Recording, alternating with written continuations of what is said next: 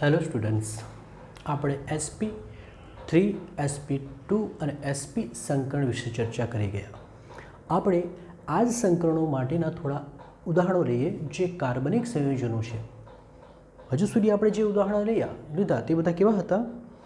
તો કે અકાર્બનિક સંયોજનો હતા. હવે જે લેવાના છે તે કાર્બનિક સંયોજનોની વાત કરીશું. જો કે સંકરણ તો આ ત્રણની ચર્ચા થવાની છે, SP2, SP3 અને SP. પ્રથમ ઉદાહરણ છે ઇથેન અણુનો. ઇથેન અણુનો આકાર સંકરણ દ્વારા સમજાવો. આ પ્રકારનો ક્વેશ્ચન હોય, રાઈટ?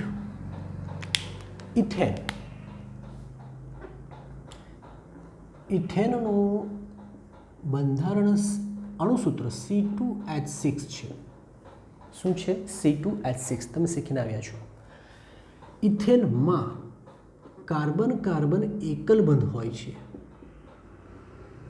અને એકલ બંધ હોય તો શું થાય?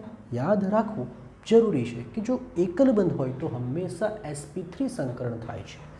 એકલ બંધ હોવાથી કાર્બન પરમાણુમાં SP કક્ષકોનું, કાર્બન પરમાણુની કક્ષકોનું બોલો કયું સંકરણ થશે? SP3 સંકરણ થાય છે. તો પ્રથમ મુદ્દો ખૂબ સરળ છે. આપણે મુદ્દો બનાવ્યો છે કે ઇથેન કે જેમાં કાર્બન કાર્બન સિંગલ બંધ એટલે કે એકલ બંધ હોય, તો જો એવું હોય તો મધ્યસ્થ પરમાણુ કાર્બન છે એટલે કાર્બનની પરમાણુની કક્ષકોનું કયું સંકરણ થશે? SP3 સંકરણ થશે.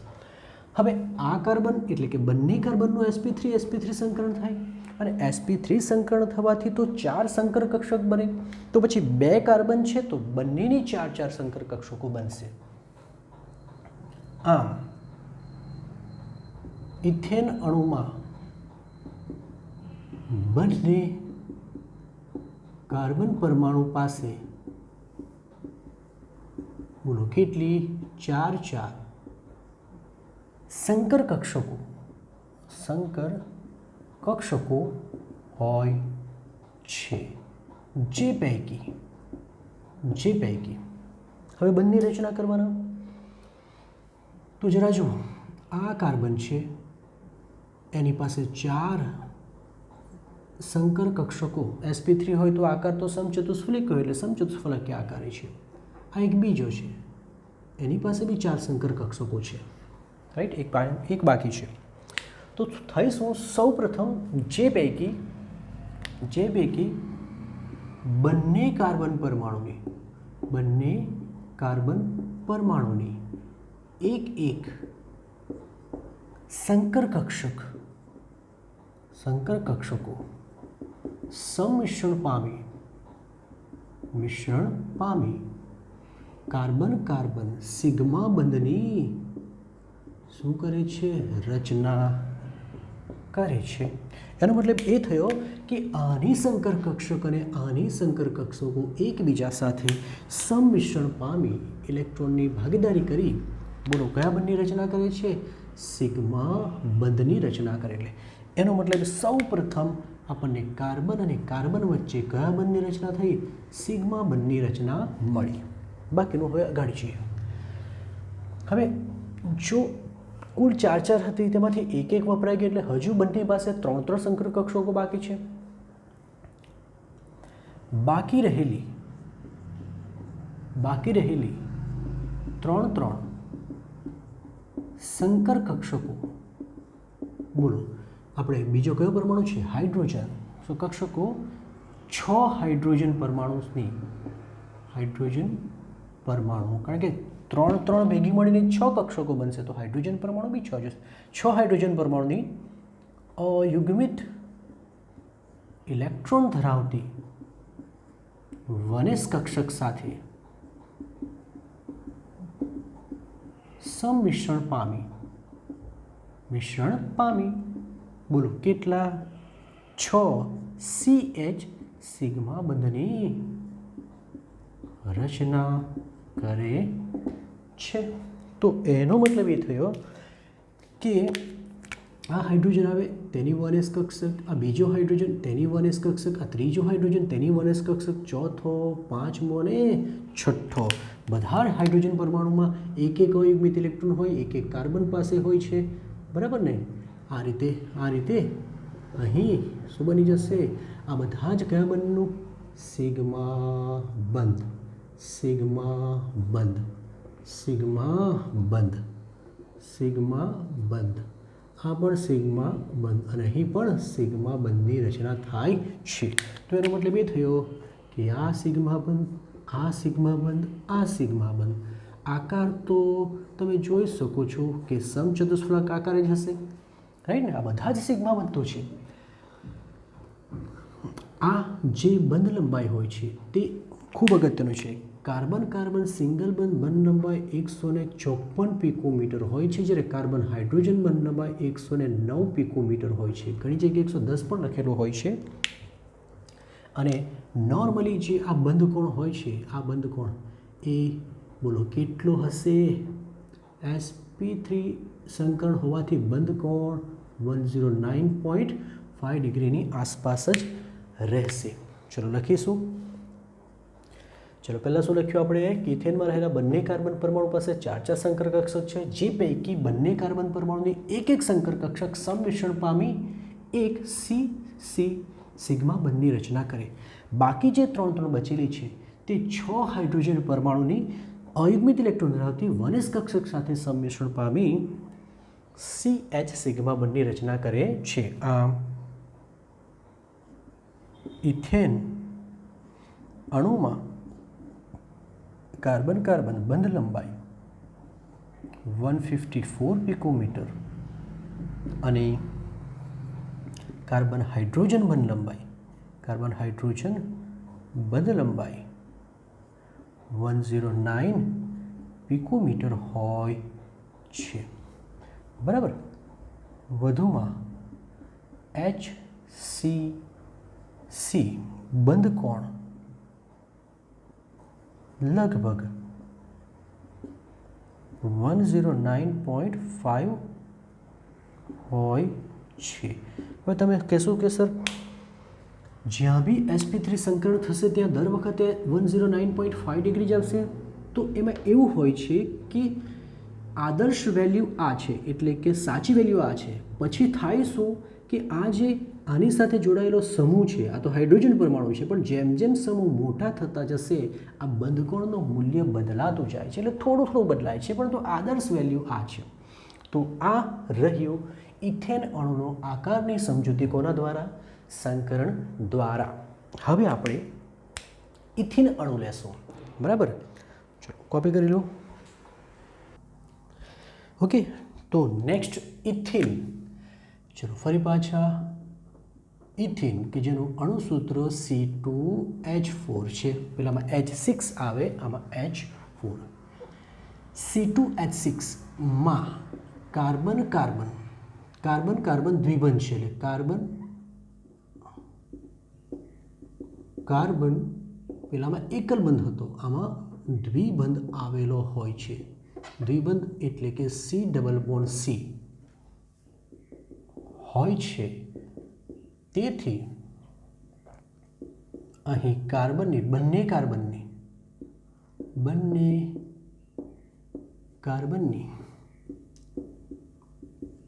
પરમાણ્વીય કક્ષકોનું બોલો કયું સંકરણ થશે? ડબલ બોન્ડ આવે એટલે sp2 સંકરણ થાય છે. તો આપણને આ સૂત્ર પરથી એટલું તો ખબર પડી ગઈ કે દરેક કાર્બનની પરમાણ્વીય કક્ષકોનું કયું સંકરણ થશે?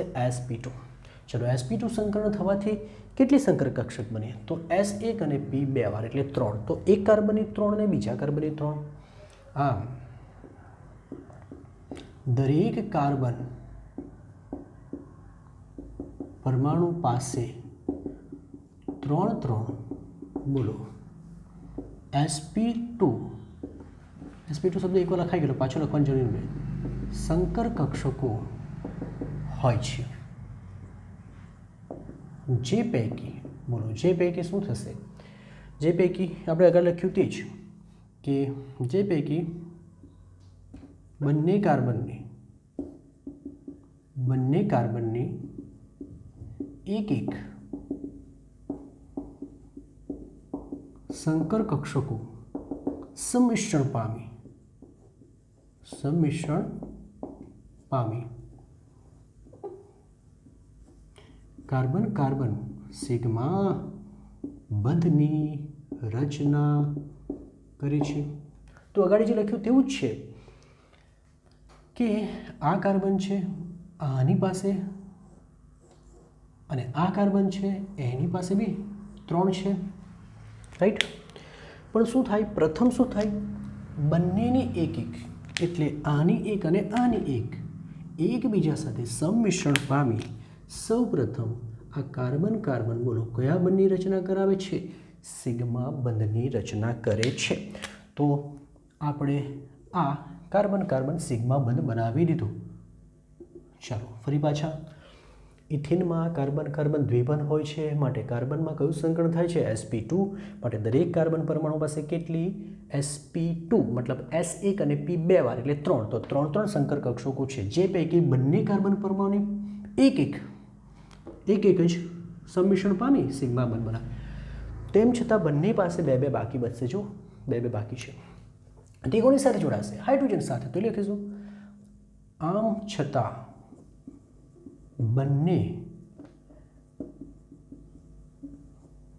બંને કાર્બન પાસે બાકી રહેલી 2 સંકર કક્ષકો કેટલા, 4 હાઇડ્રોજન પરમાણુની યુગ્મિત ઇલેક્ટ્રોન ધરાવતી બોલો કઈ આવે, હાઇડ્રોજનની કઈ કક્ષક આવે, 1s કક્ષક સાથે સંમિશ્રણ પામી 4 CH સિગ્મા બંધની રચના કરે છે. ચલો તે પણ બતાવી દઈશું. ચલો આ હાઇડ્રોજન પરમાણુની એક બને, બીજાની, ત્રીજાની અને ચોથાની. આ બધા કયા બંધો હશે, સિગ્મા બંધો છે. એટલે કે સંકળમાં ભાગ લીધેલી કક્ષકો જે પણ બંધ બનાવે એ સિગ્મા બંધો હોય છે, બરાબર. તો આ બની ગયો, આ બની ગયો, આ બની ગયો, આ બની ગયો. આ બધા જ બંધો કયા હોય છે, સિગ્મા બંધ. ઓકે.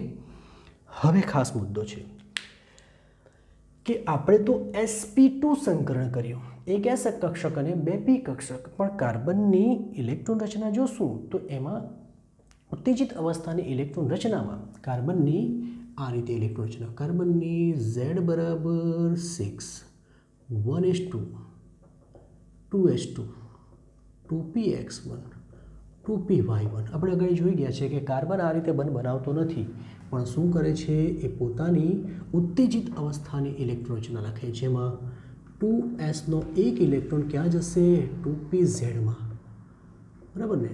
તો આ રીતે હોય છે. તો આ તો સંકળમાં ભાગ લે છે પણ આ બાકી બચે છે. આ એટલે કોણ, 2pz, જેની પાસે એક અયુગ્મિત ઇલેક્ટ્રોન છે, તો એ સંકળમાં ભાગ લેતી નથી. તે શું કરશે, તો તે સમજીએ. તો ધ્યાનથી જુઓ, એ જે સંકર કક્ષક હોય છે, જે સંકળમાં ભાગ લેતી નથી, માટે એનો આકાર અને ઉર્જા બદલાતી નથી, એટલે પહેલાં જેવી હોય તેવી જ હોય છે. એ આ રીતે ગોઠવાયેલી હોય છે, આ રીતે, આની પણ આ રીતે અને આની પણ આ રીતે. બંને પાસે એક ઇલેક્ટ્રોન છે, બંને શું કરશે, હવે એ વિચારશે કે સંકર કક્ષકો બંધ બનાવે તો આપણી પણ ઉર્જા તો સરખી જ છે, આપણે પણ બંધ બનાવીએ. તો આ બંને શું કરશે, સંમિશ્રણ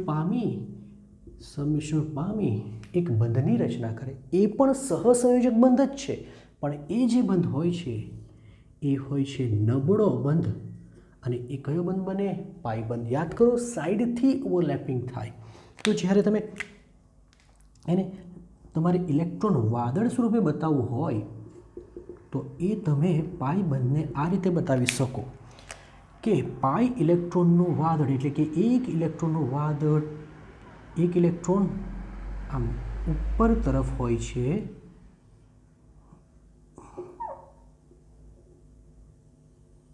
અને બીજા ઇલેક્ટ્રોનનું વાદળ આ રીતે અહીં નીચે તરફ હોય છે, મતલબ ઘૂમતું જ રહે છે, બરાબર, ઉપર નીચે એક એક ઇલેક્ટ્રોનનું વાદળ ઘૂમતું રહે છે. આ પાઈબંધ છે, આ પાઈબંધ છે. અહીં બે લાઈન પાડી છે એટલે બે પાઈબંધ નથી, એક જ પાઈબંધ છે. આ એક ઇલેક્ટ્રોન આની સાથે સબમિશન પામે, આ ઇલેક્ટ્રોન આની સાથે, એટલે કે એક ઇલેક્ટ્રોન ઉપર અને એક ઇલેક્ટ્રોન નીચે આ રીતે ઘૂમતા રહે છે. ઓકે, તો ફરી પાછા લખીશું. હવે બંને કાર્બન પરમાણુ પાસે, બંને કાર્બન પરમાણુ પાસે સંકળમાં ભાગ ન લીધેલી, સંકળમાં ભાગ ન લેતી અયુગ્મિત ઇલેક્ટ્રોન ધરાવતી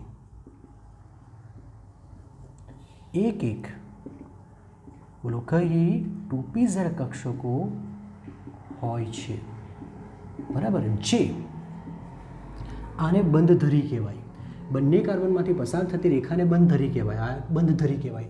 તો એ શું કરે છે? બંધધરીને લંબ સંમિશ્રણ પામે. તો લખીશું જે બંધધરીને લંબ સંમિશ્રણ પામે, લંબ સંમિશ્રણ પામી કાર્બન કાર્બન બોલો કયા બંધની રચના કરે? પાઈ બંધની રચના કરે છે. તો યાદ રાખવાનું એ છે કે સંકર કક્ષકો કોણ બનાવે? તો સોરી, સિગ્મા બંધ કોણ બનાવે? તો જે સંકરમાં ભાગ લે તે જ બનાવે. જ્યારે પાયબંધ કોણ બનાવે? તો જે સંકરમાં ભાગ ન લેતી હોય તેવી કક્ષકો પાયબંધ બનાવે. તો ખાસ યાદ રહેવું જોઈએ. એટલે બંધ ધરીને લંબ. છેલ્લો મુદ્દો અહીં કાર્બન કાર્બન દ્વિબંધ બંધ લંબાઈ, દ્વિબંધની બંધ લંબાઈ 134 પિકોમીટર. એટલે આ જે હોય છે તે 134 પિકોમીટર હોય છે અને CH બંધ લંબાઈ 108 પિકોમીટર. એટલે કે આ જે હોય છે તે 108 પિકોમીટર હોય છે, મીટર હોય છે. લગભગ આ ખૂણો 120ની આસપાસ હોય છે, લગભગ. બરાબર, જેમ આ બદલાય તેમ પછી આ મૂલ્ય બદલાઈ શકે. તો આ થયું ઇથિન અણુનો આકાર. અને લખવાની જરૂર નથી, જસ્ટ ખાલી સમજાવવા માટે આપણે જોઈ જ ગયા છે આગળ, એટલા માટે. ઓકે, નેક્સ્ટ અણુ છે ઇથાઇન. ઇથાઇન ને ઘણીવાર એટલે કે બીજું નામ એસિટિલિન પણ છે. એટલે ઘણીવાર ઇથાઇન શબ્દ ન વાપરે, એસિટિલિન શબ્દ પૂછે તો પણ આપણે આ સમજીને જવાબ આ જ લખીશું.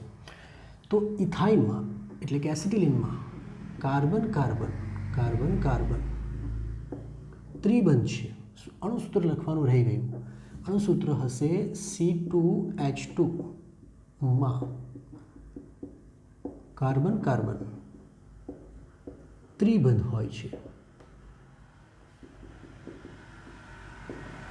તેથી દરેક કાર્બન પરમાણુની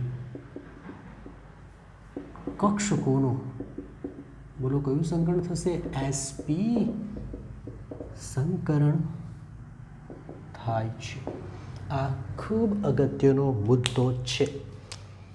ત્રિબંધ હોય ને તો sp સંકરણ, સિંગલ બંધ હોય તો sp3, ડબલ બંધ હોય તો sp2 અને ત્રિબંધ હોય તો sp સંકરણ થાય છે.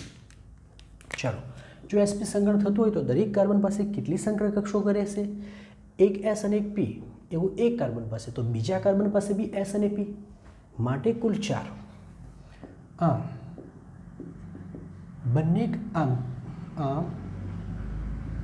બંને કાર્બન પરમાણુ પાસે, એમ લખીશું આપણે, બંને કાર્બન પરમાણુ પાસે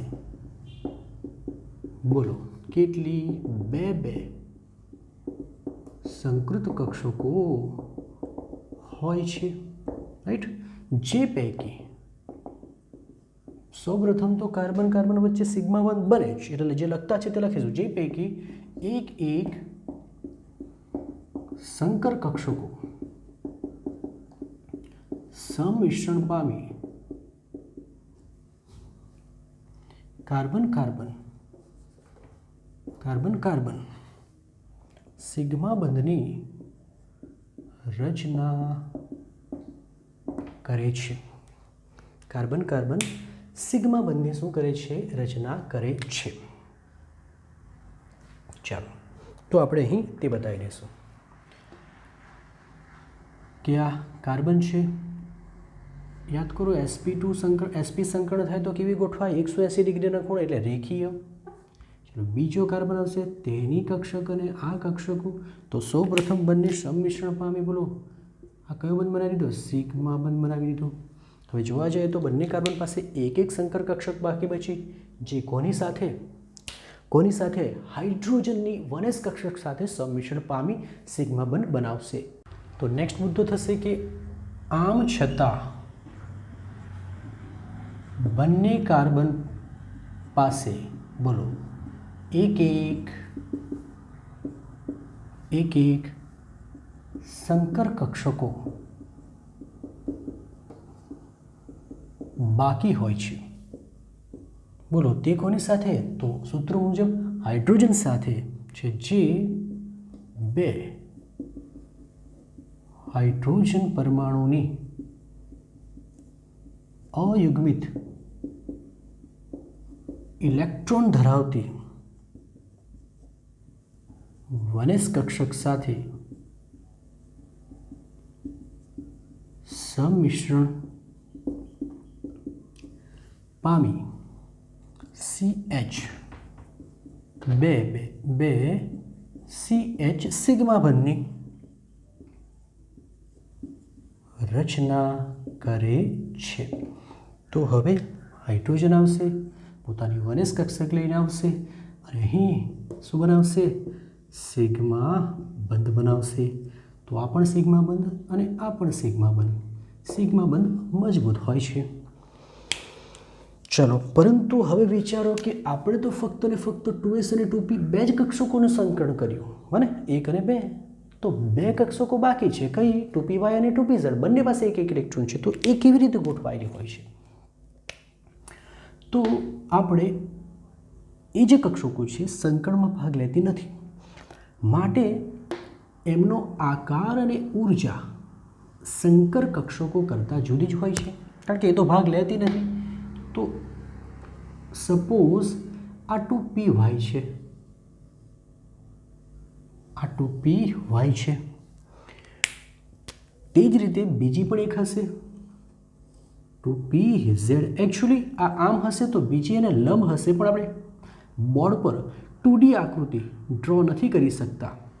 2D આકૃતિ ડ્રો કરવામાં, એટલે 3D આકૃતિ ડ્રો કરવામાં આપણને થોડી તકલીફ પડે છે, માટે આપણે આને થોડુંક નાનું બતાવીએ કે જેથી કરી આપણે એને અલગ પાડી શકીએ પહેલાંથી. બરાબર? ચલો, આ બંને કક્ષકો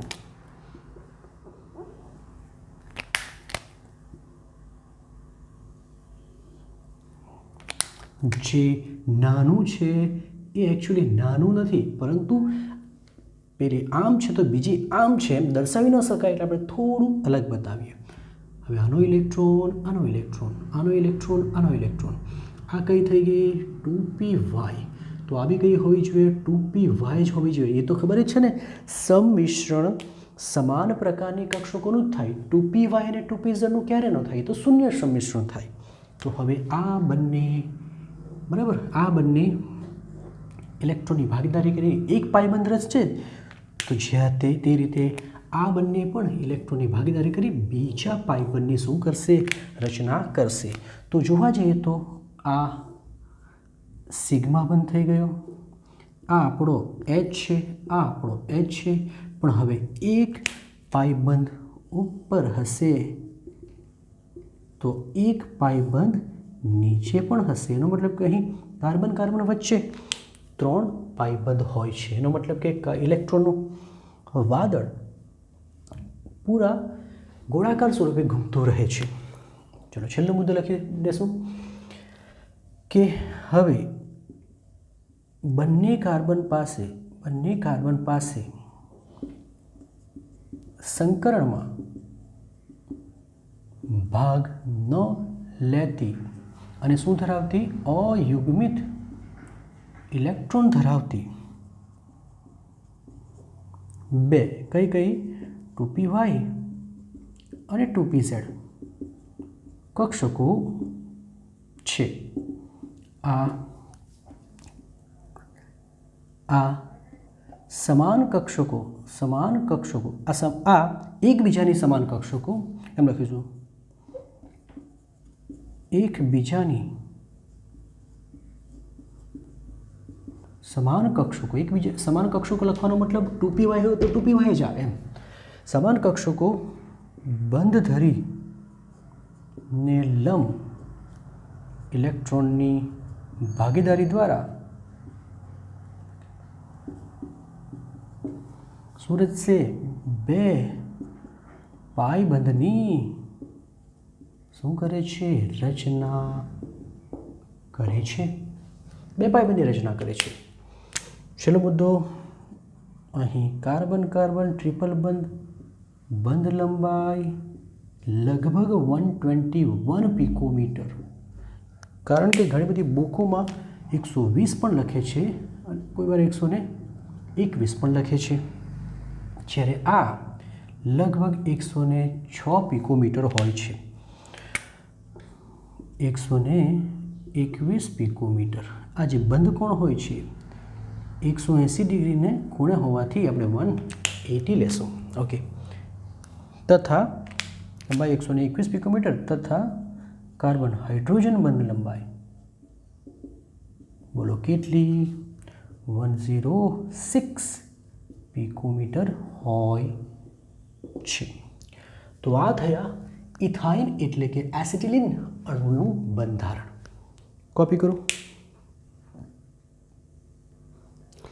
આપણે ઇથિન અને ઇથાઇનમાં બંધ લંબાઈની સરખામણી કરીએ તો ઇથેન પછી અહીં રાખીશું ઇથાઇન અને અહીં રાખીશું ઇથિન રાખીશું પછી ઇથિન અને ઇથાઇન. તો ઇથિનમાં જે કાર્બન સિંગલ બંધ હોય છે એની બંધ લંબાઈ સૌથી વધારે 154 પિકોમીટર હોય છે. પછી આવે કાર્બન ડબલ બોન્ડ 134 પિકોમીટર અને પછી આવે કાર્બન ટ્રિપલ બોન્ડ 121 પિકોમીટર. એ જ રીતે ધ્યાનથી જોજો બંધ લંબાઈ આ એકવાર સરખામણી કરવી જરૂરી છે.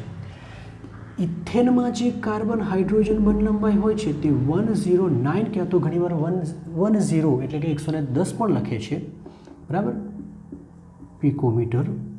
જ્યારે આમાં જે CH હોય આની નીચે લખું છું એટલે સમજવાનું તમારે ઇથિનમાં રહેલો તે 108 પિકોમીટર અને આમાં 106 પિકોમીટર. CH સિંગલ બંધ હોવા છતાં પણ બંધ લંબાઈ જુદી જુદી છે. ત્રીજો મુદ્દો વિદ્યુત ઋણતા કે આ જે ઇથાઇનમાં પણ કાર્બન જ છે, બધામાં કાર્બન છે.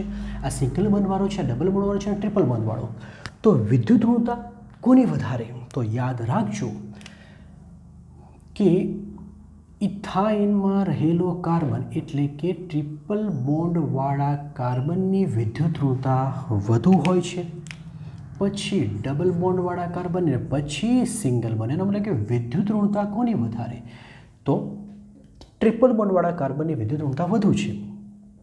એસ લાક્ષણિકતા એકચ્યુઅલી વિદ્યુત ઋણતા અને એસ લાક્ષણિકતા સાથે સંબંધ છે. તો આમાં એસ લાક્ષણિકતા કેટલી હોય છે? કાર્બન ટ્રિપલ બોન્ડ હોય એટલે કે sp સંકરણ થાય તો એમાં એસ લાક્ષણિકતા 50% હોય છે. ત્યારબાદ ડબલ બોન્ડમાં કેટલી આવે? ખાલી 33.33 એટલે 3% હોય છે. અને છેલ્લે આમાં કેટલા ટકા લાક્ષણિકતા હોય છે? 25%. ખાસ વાત યાદ રાખજો કે વિદ્યુત ઋણતા એ એસ લાક્ષણિકતાના કેવા પ્રમાણમાં હોય છે? સમપ્રમાણમાં હોય છે. એનો મતલબ કે જેની પાસે એસ લાક્ષણિકતા વધુ તેની વિદ્યુત ઋણતા પણ કેવી હોય છે? વધુ હોય છે. અને આની વિદ્યુત ઋણતા વધુ હોવાનું જ કારણે આ બંધ લંબાઈ થોડી સંકોચાઈને 106 બની જાય છે. તો આ કમ્પેરિઝન કરવું જરૂરી છે અને યાદ રાખવું પણ જરૂરી છે. બરાબર? ચલો કોપી કરો.